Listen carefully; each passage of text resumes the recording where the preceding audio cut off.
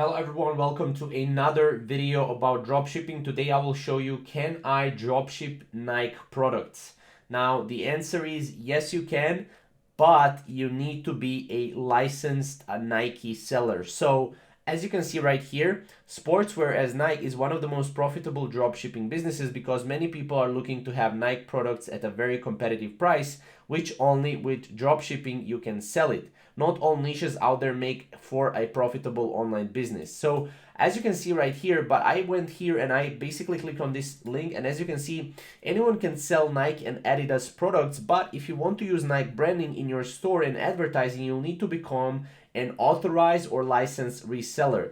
Now, as you can see, if you don't have this, if you're not an authorized or licensed reseller, Nike can actually sue you and you can become, in a legal trouble, right? Because the process is pretty straightforward, right?